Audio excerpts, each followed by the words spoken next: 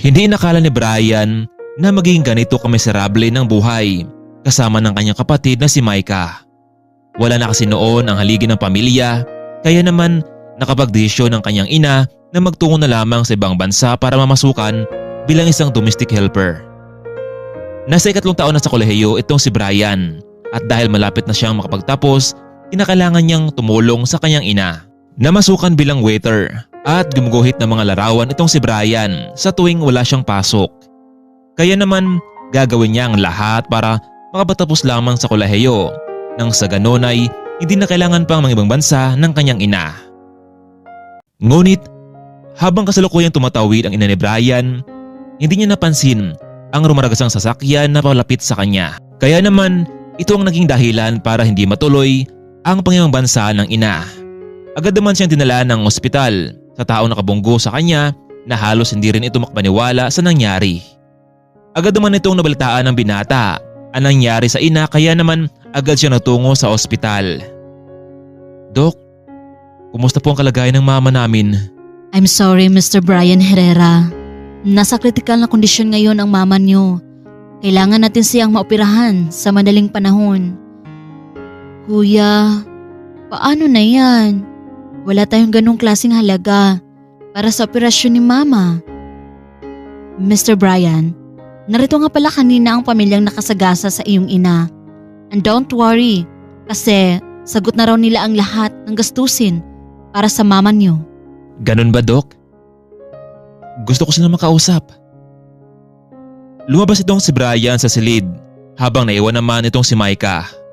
Nakita ni Brian ang dalawang mag-asawa na nakaupo sa labas ng silid habang nakatingin sa kanya. Ikaw bang pamilya ng pasyente? Oo, bakit po? Mari ba tayo mag-usap? Ako nga pala si Mr. Cruz. Alam mo, hindi naman namin sinasadya ang nangyari. Kaya naparito kami para sa kondisyon na kami nang magbabayad sa lahat ng gastusin ng inyong ina. Pirmahan lang itong quit claims na nagpapatunay na hindi ka na magdedemanda at sagutan namin ang lahat sa ospital.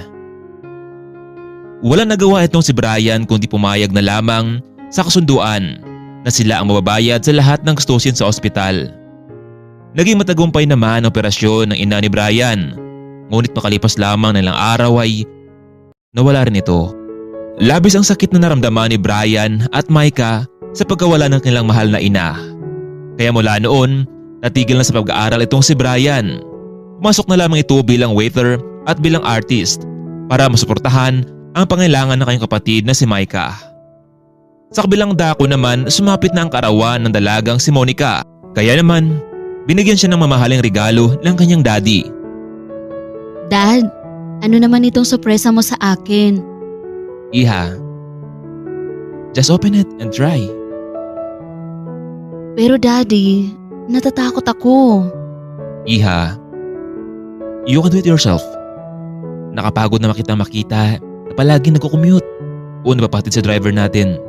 Just move on about what happened in the past. Samantalang, maagang pumasok itong si Brian sa trabaho bilang isang waiter. Kasalukuyan nakasakay siya sa MRT patungo sa trabaho. Hindi niya mapigilang mapatingin sa isang magandang dalaga na halos araw-araw niyang nakasabay sa train. Sa loob ng halos 2 taon, naging malungkot ang kanyang buhay. Ngunit simula nang makita niya ang dalagang ito ay tila bumabalik ang sayang kanyang nararamdaman.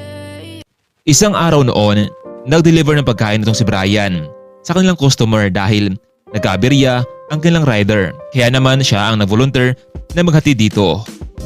Habang nasakay siya sa elevator, hindi niya inasahan na makasabay rito ang dalagang palagi niyang nakikita sa MRT. Hi miss, magandang umaga sa'yo. Hindi ba ikaw yung palagi kong nakasabay sa train? Ano palang pangalan mo?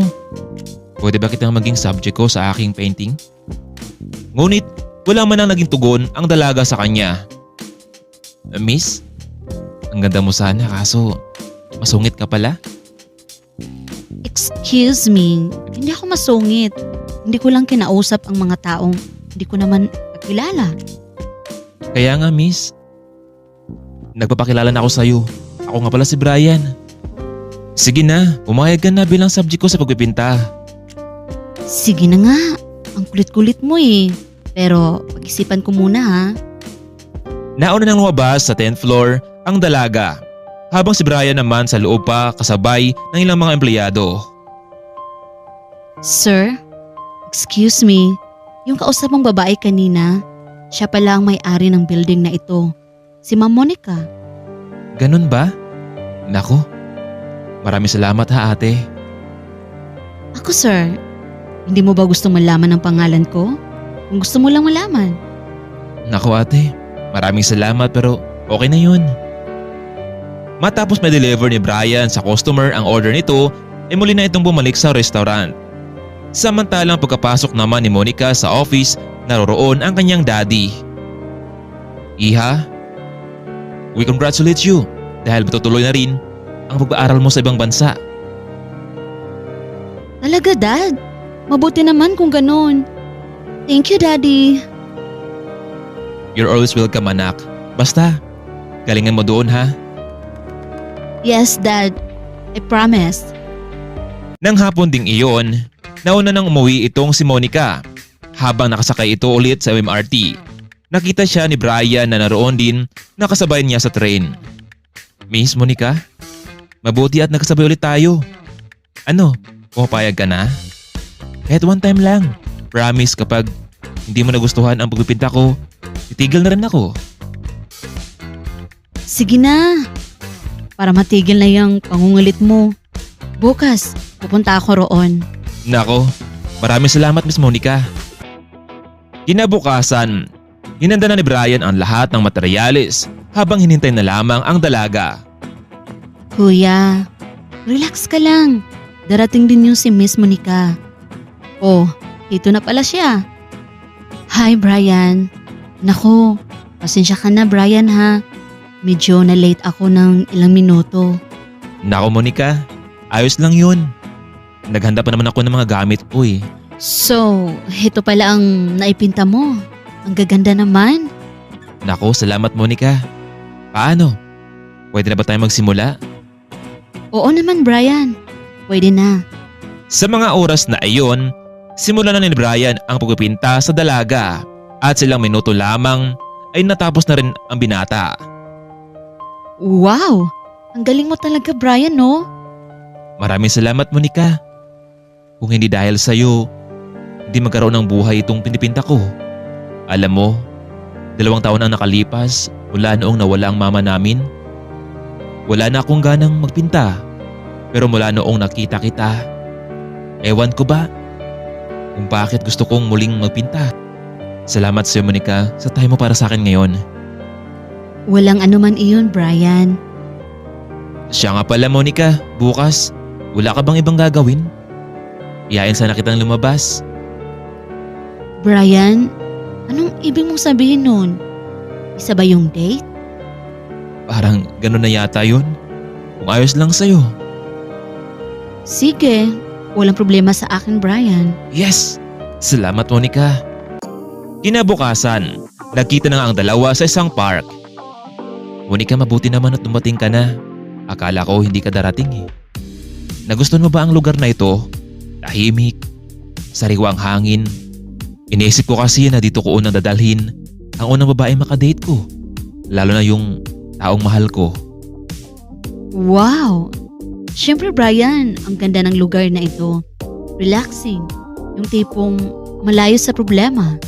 Mabuti naman at nagustuhan mo Monica. Pero Brian, matanong lang kita. Ano ba nangyari sa mama mo? Kung ayos lang sa'yo. Alam mo, nasagasahan si mama ng isang sasakyan at yun dahilan kung bakit hindi ako napagtapos sa kolehiyo at kailangan kong mag-aralin ang kapatid ko. Naisip ko sanang ganun din ang mangyari sa taong may gumawa sa nanay ko. Brian, wag namang ganun. Malay mo, hindi naman sinadya ng taong iyon. Katulad ko. May nabunggo din ako kasi noon. Pero mabuti na lang at galos lang ang natamo nito. Bueno, huwag natin pag-usapan to dahil nakaraan na yun. Brian, bukas, pwede bang samahan mo ako sa amin? May kaunti kasi kaming salo-salo sa bahay. Nako Monica, nakakahiya naman sa mga magulang mo. Brian, Mabait naman sina mom at dad. Sige na nga. Kinabukasan, Welcome home, Brian! sabay halik nito sa binata. Naku, ang laki pala ng bahay niyo, Monica, no?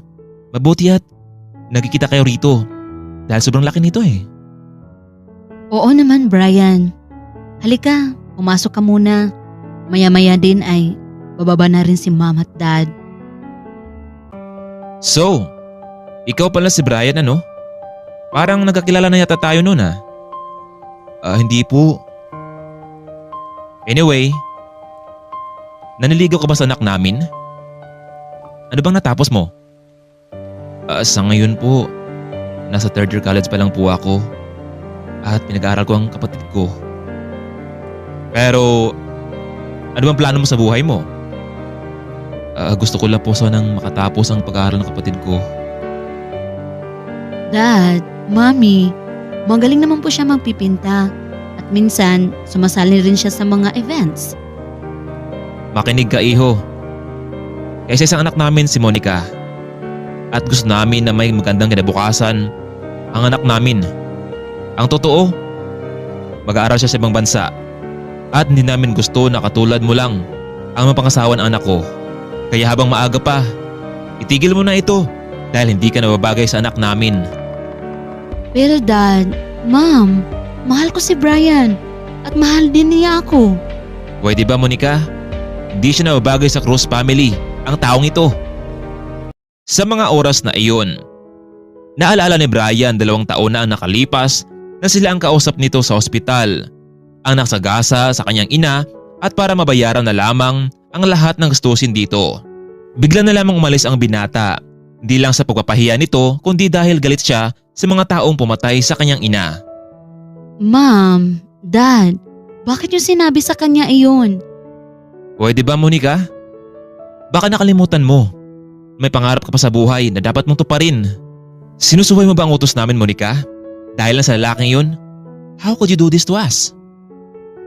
Samantalang, tinawagan naman ng dalaga itong si Brian, ngunit hindi niya ito sinasagot. Sagutin mo naman, Brian, oh. Please, please. Monica? Bakit ka napatawag? Brian, pwede ba tayong mag-usap? Ano bang nasabi ko sa'yo? Dahil ba sa mga parents ko? Kung kaya umatras ka na sa naramdaman mo para sa akin? Sige, Monica. Magkita tayo. Doon sa lugar kung saan tayo unang nakita. Ilang minuto pa ang nakalipas. Brian, bakit umiiwas ka na sa akin? Alam mo, hindi naman ako magkaganito kung hindi dahil sa'yo na palaging lumalapit sa akin. At ngayon, mahal na kita. Bigla mo na lang akong iniwan sa ere. Ang daya mo naman, Brian, oh. Monica, di mo kasi alam totoo.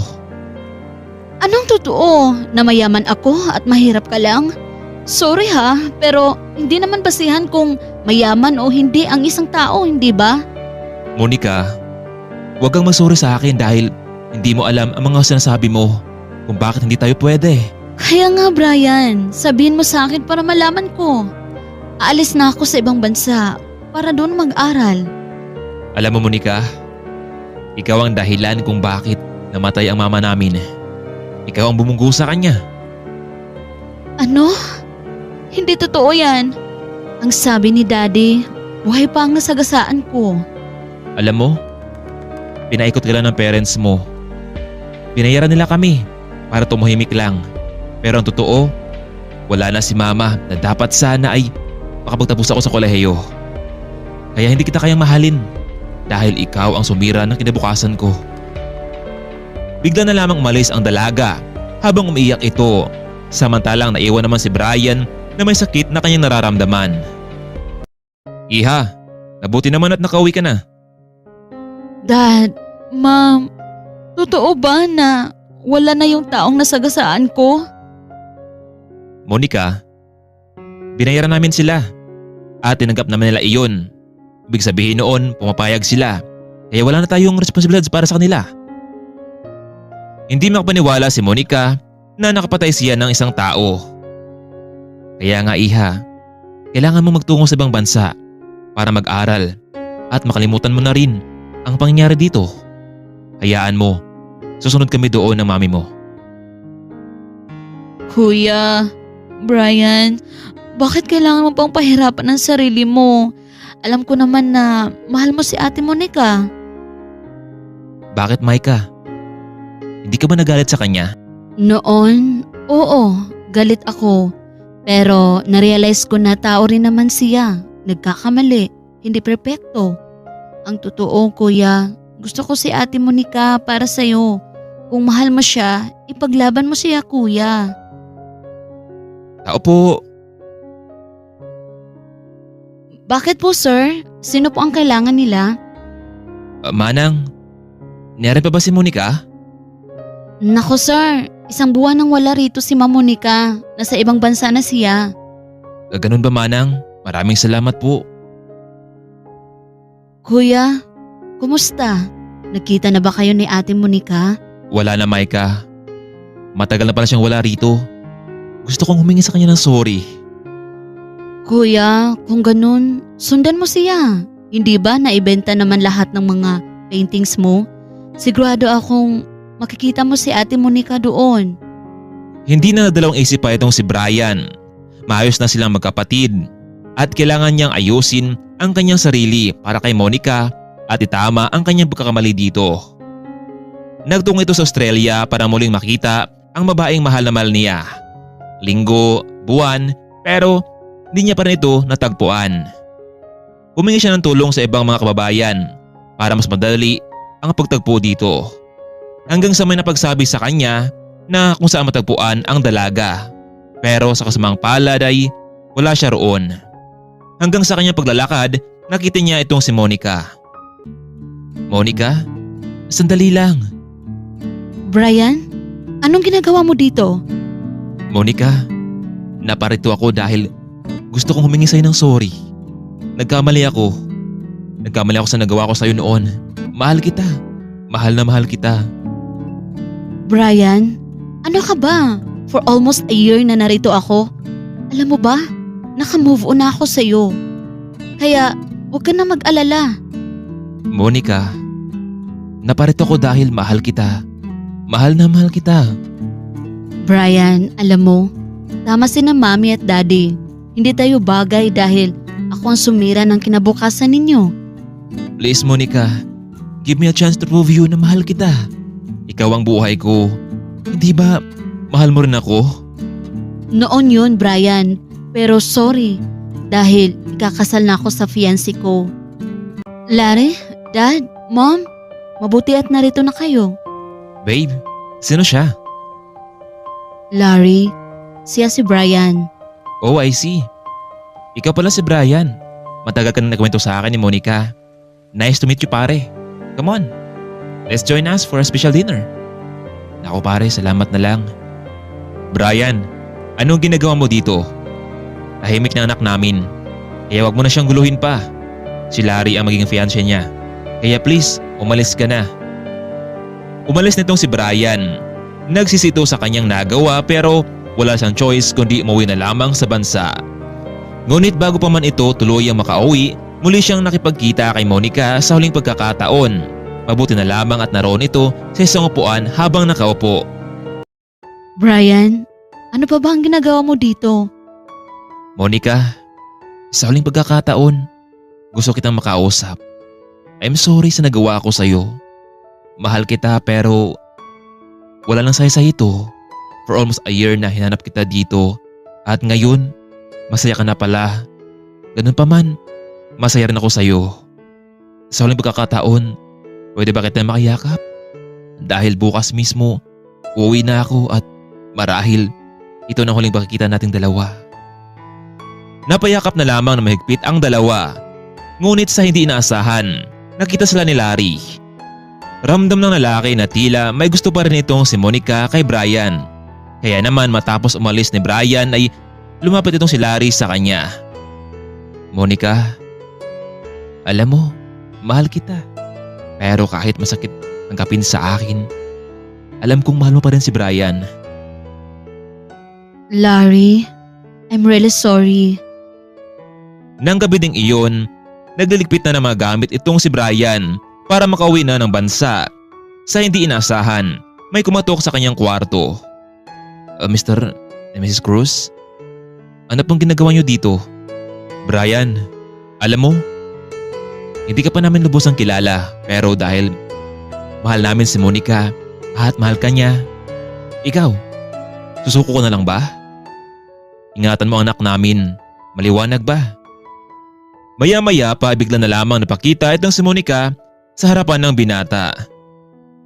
Ang ibig sabihin nito, Monica, na pumapayag na sila? Brian, pinilit kitang kalimutan kahit dito sa ibang bansa. Pero sa loob-loob ko, hindi kita mabura-bura. Lalo na noong sinundan mo ako dito, nagpapatunay lang na mahal mo talaga ako. Mahal kita. Gagawin natin ang lahat para ipagmalaki ka rin ng aking mga magulang at yung mga masamang nakaraan natin. Kalimutan na natin.